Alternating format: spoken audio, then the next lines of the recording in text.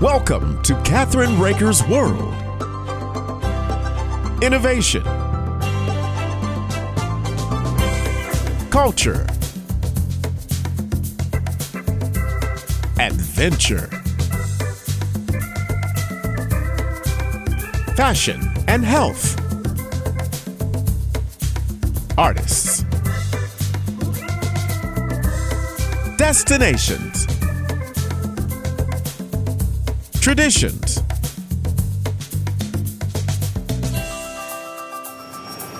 This is Kathryn Raaker's World. Hi, this is Kathryn Raaker of Kathryn Raaker's Let's Just Talk, our syndicated radio show, and Kathryn Raaker's World, our syndicated TV show. I have the honor of having on our expert, Daniel Perkins, who is also the CEO and founder of Dan Perkins Media.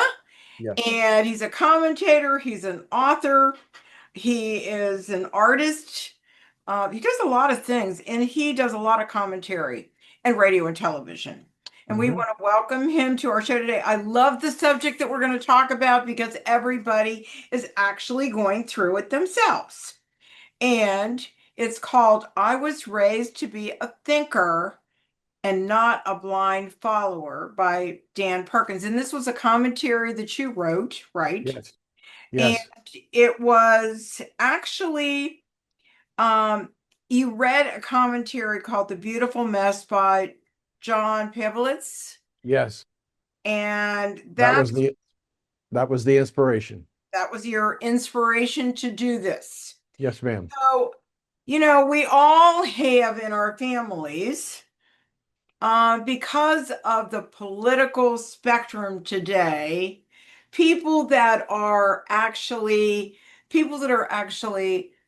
against our President Trump, and then we have people that absolutely love him. Right.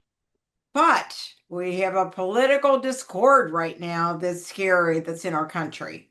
Okay. So that's what we're talking about today. How does it affect all of us? And Dan, this is something that you and I both have gone through, correct? Yes, ma'am. So let's talk about it. Going through.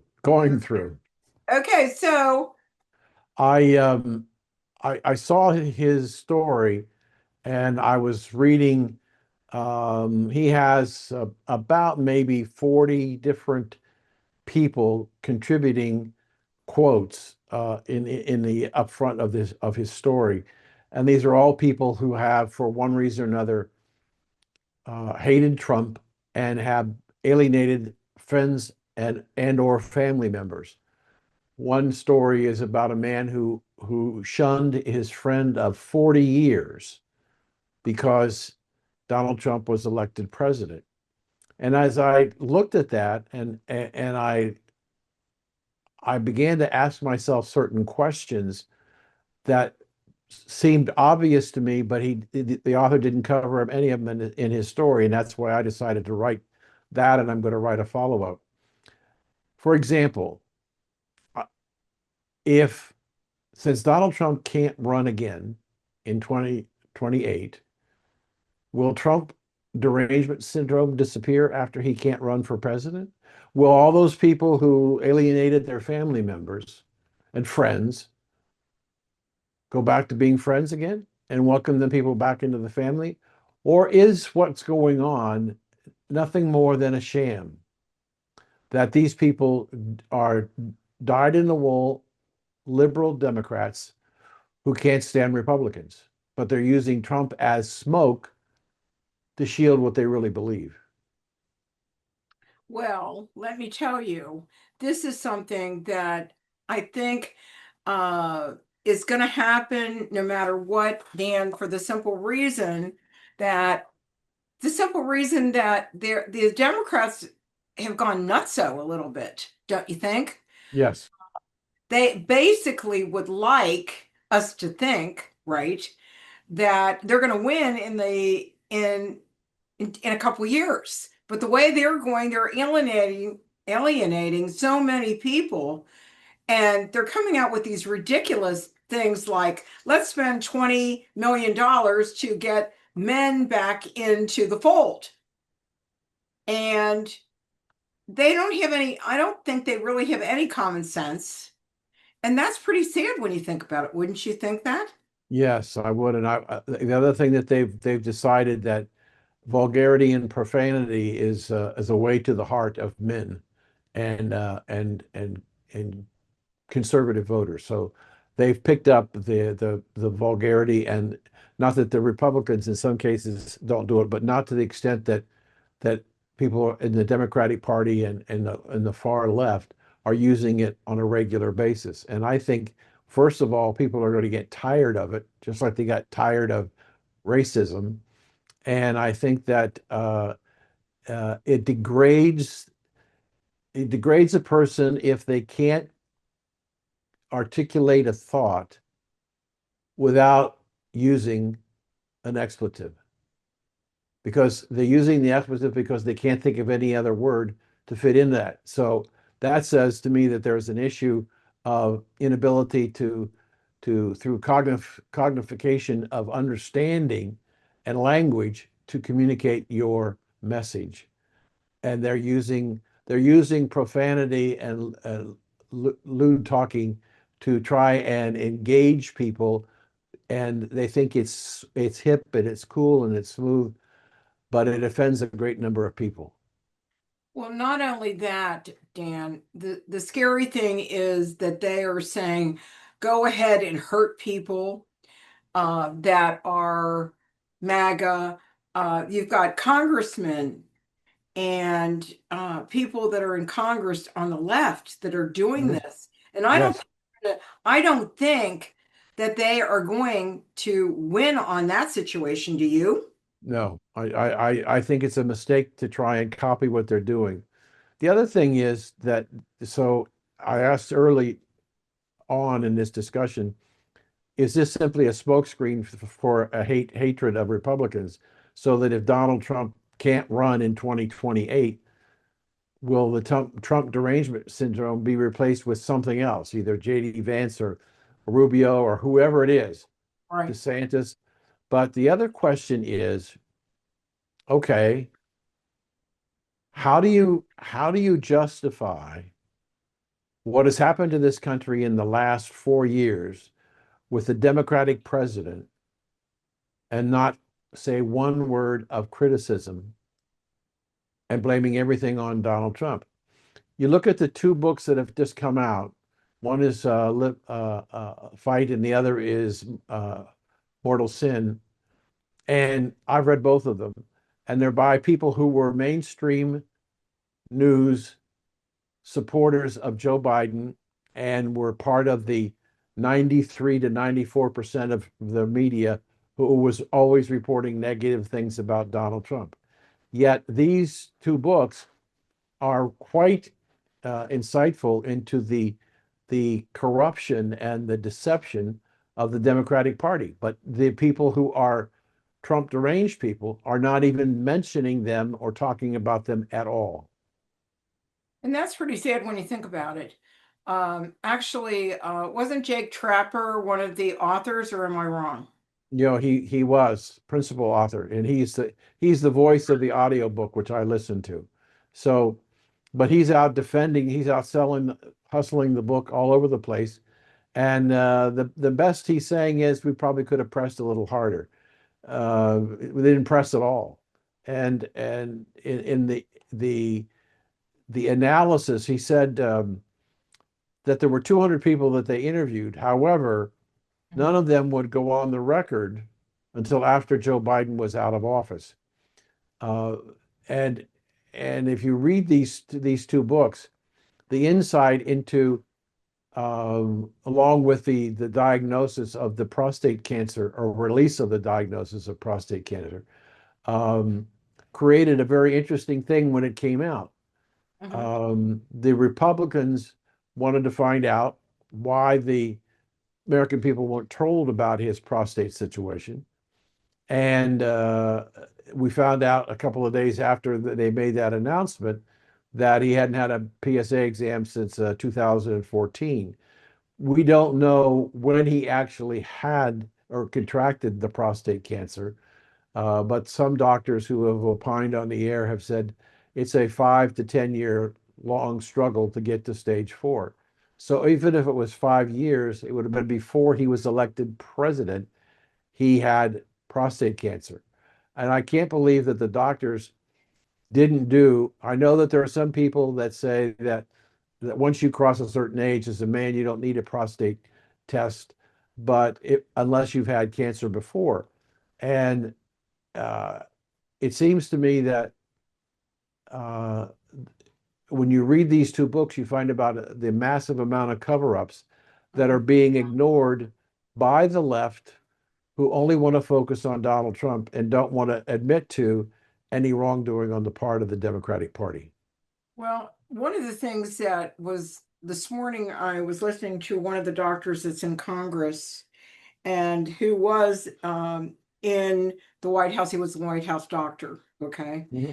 Mm-hmm. And he basically said that it needs to be investigated because Joe Biden wasn't signing auto pen. He wasn't doing the auto pen at all. And there were other people that were not elected to take the auto pen and do the things that they're doing today. And it will come out. They will get punished in the end, some way, shape, or form for what they did. There's a very important issue you just raised. I wrote a commentary about it a few weeks ago. The Constitution is very clear about presidential pardons. Mm-hmm. It is the responsibility only of the president. Under the terms of the pardon powers, he cannot delegate to anybody else the power to pardon. Now, we know that the auto pen was used to sign many of these pardons, if not all of them. Right. Just the ones we've seen in the press where the signature is an exact duplicate of the next one and the next one and the next one. So the question becomes, if the president, who has a responsibility to review the submission for the pardon and then to make a decision and to codify that decision as far as granting a pardon by signing the pardon proclamation. Question now is being raised in Congress, and I think rightfully so. If Biden was not capable of reviewing 2,500 pardons in 100 days, which there weren't enough hours in the day for him to be able to do that 7 days a week. So if somebody else made the decision and used the auto pen to sign, those pardons could come into question as to whether they're valid or not. And the Democrats are saying, we want to move forward. There are people who say, well, he's got prostate cancer. We should just move on. And I'm saying to them, wait a minute, are you saying because he's got prostate cancer, he wasn't accountable for the actions that he did when he was president of the United States? And they say, well, we should just move on. And I'm saying, wait a minute. We have James Comey, who 4 times lied to the FISA court to get the opportunity to spy on an American citizen. He lied about it, and nothing ever happened to him. And so the idea that once you leave office, whatever you've done, Hillary included, you don't get prosecuted. You can break the law all the time that you're in Congress or in the White House, but once you leave, you shouldn't. We're moving forward. We don't need to talk about that anymore. And I think we have to, because we need to understand what was going on, who was in charge, who was running the country. And there seems to be more and more evidence pointing to Jill was running the country. But you know what? We need to take a short break. Okay. And give your website out and where the commentaries are, please. Yes, the danperkinsmedia.org is where you can see a lot of the videos and the written commentary, a link to songsandstoriesforsoldiers.us. Well, I think that's really great, and we'll be right back after these important messages on Kathryn Raaker's World, and Let's Just Talk with Dan Perkins. We'll be right back. .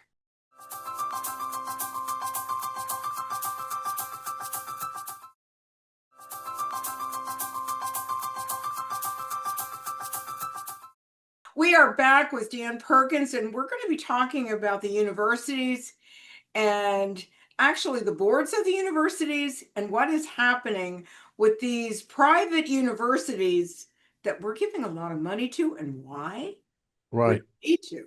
So, Dan, you want to talk about that? Yes, ma'am. I did a commentary a couple of weeks ago on the explosive growth of anti-Semitism around the world. And not that I'm proud of it, but America has the highest number of percentages of increases of anti-Semitism protests in the world. I don't understand. I said, Kathryn, you and I are serial entrepreneurs. We've started businesses, we've become successful, we start a new business, and we move on with our life. And we make decisions that, for whatever reason, are designed to help grow the business, serve a constituency, and build a reputation. These people that are sitting on the board of trustees of Harvard don't understand that their fiduciary responsibility as board of governors is to protect the students, regardless of their racial or ethnic or religious background. They are violating, I believe, their oath of office in allowing and doing nothing about the anti-Semitism. MIT had its graduation I believe, on Friday, and the commencement speaker for the student body uh, was required to submit her speech to the commencement review committee for approval. She did that, but when she got up on the platform, she abandoned her approved speech and went on a tirade of anti-Semitism, and that the university was wrong in making any investments in Israel. And the trustees and the president was just shocked. Why didn't they But do something? pardon? Why didn't they do something? Why didn't they stop her?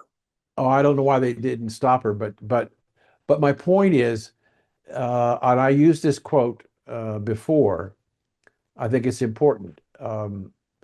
Teddy Roosevelt, when he was president, he had to deal with the trust, the robber baron trust, and his philosophy was speak softly but carry a big stick.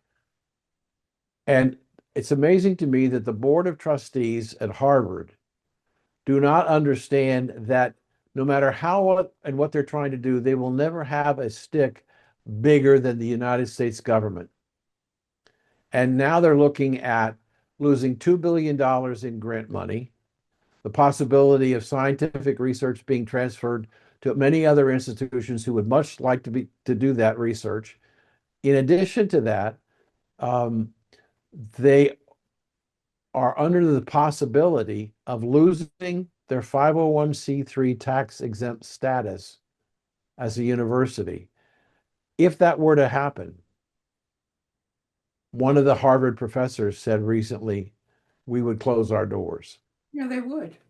And but it's like we know in the first half of the show we talked about, in essence, we didn't use the word, but the arrogance of the left, who's trying to decide what it is we think, and if we don't agree with what they say or do what they say we should do, we are a racist, and whatever it is, we don't count. That's what's going on here. The faculty and the administration and the board of governors, overseers at Harvard, have decided they don't have to follow the rules. They don't have to be concerned about what's going on the campus as far as the protests. And they're going to find themselves that they're already losing students and donors are refusing to give money. If Trump files a motion to have their 501c3 status removed, donors are going to think twice about giving money, because if they can't deduct the contribution, they're going to find another place to put the money. So I don't think they understand how deep the hole that they've dug themselves into. And as the old saying goes, when you find yourself in a deep hole, first thing you do is stop digging.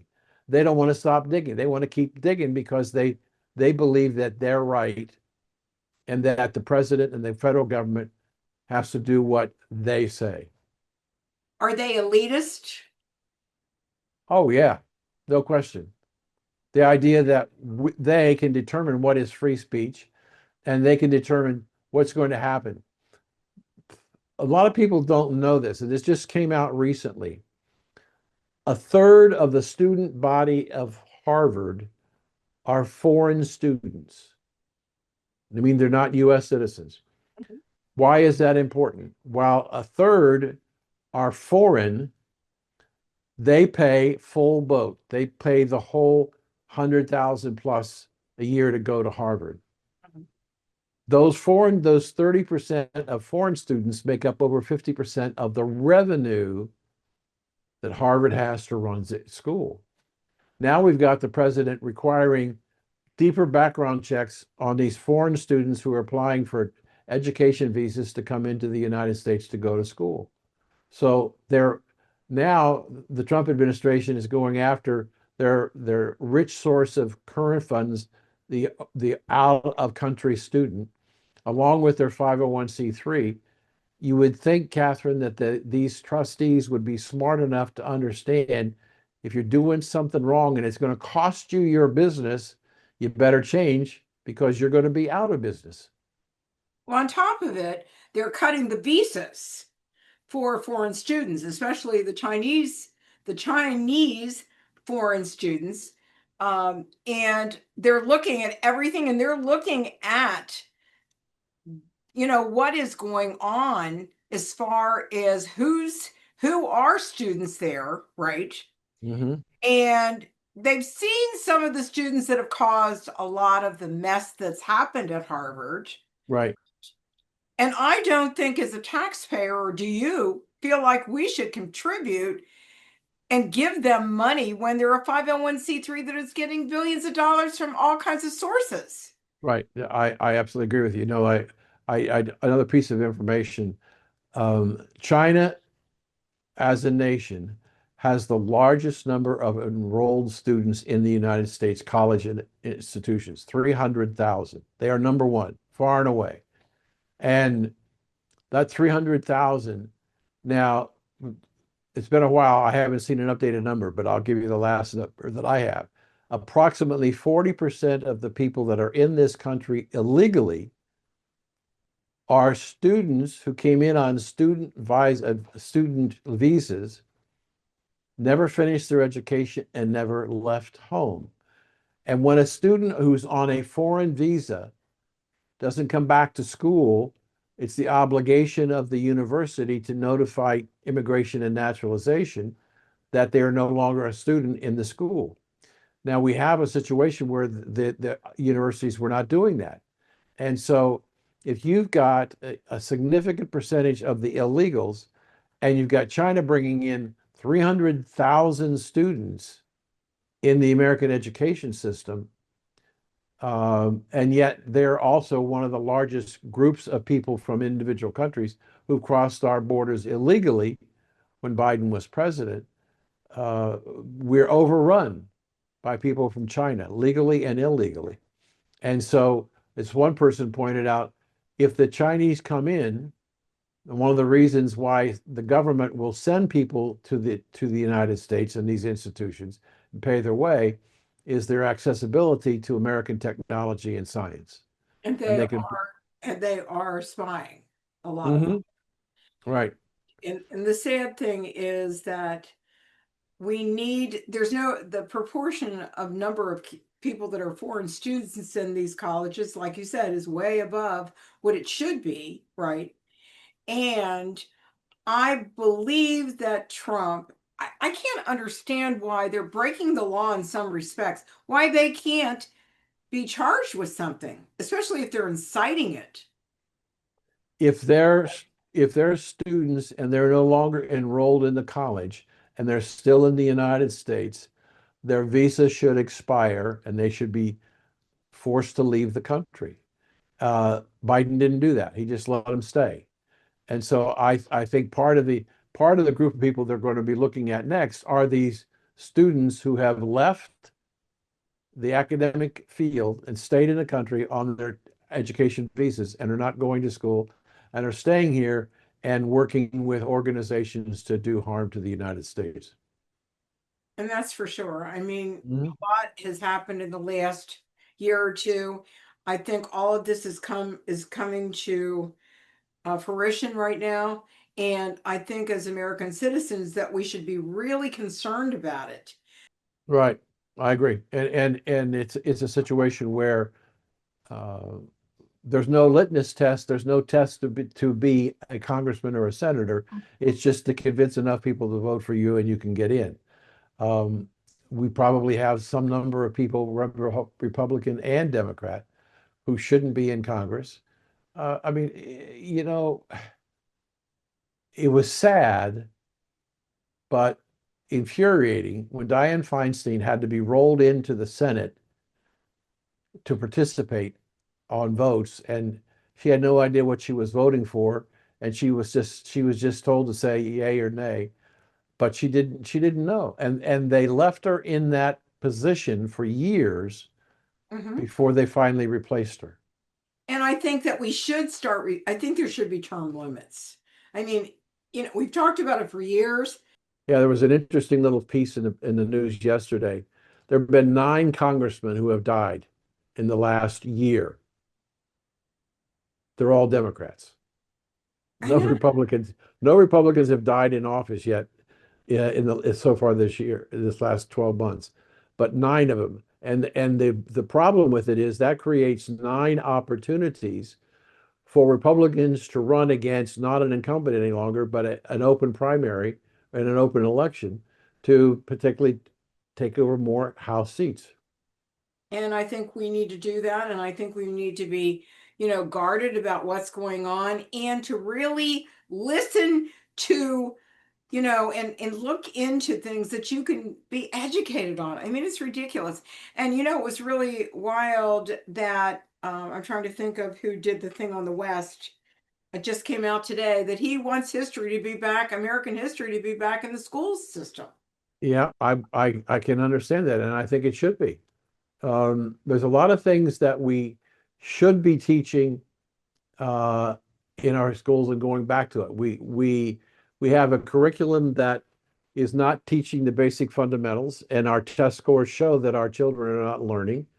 There's still a huge percentage of children that have not recovered from the debacle of how we handled the school system with the COVID uh, virus, and they may never catch up. They may never be in a position to be what they could have been had we kept the schools open. And I want to thank you for joining me and thank you for your service on what you're doing for all of us. My pleasure. So I'll see you next time. You want to give your website and where people can get everything that you do? The commentaries for television and radio and written commentaries are available on danperkinsmedia.org. My personal page is danperkins.guru, where you can see lots of more stuff. And then I have the foundation songs and stories for soldiers.us. And as always, thank you for having me on. And thank you for joining me. I really appreciate it. And don't forget to go to Kathryn Raaker's World. That's Kathryn, Raakers, Raakers world.com. Thanks so much.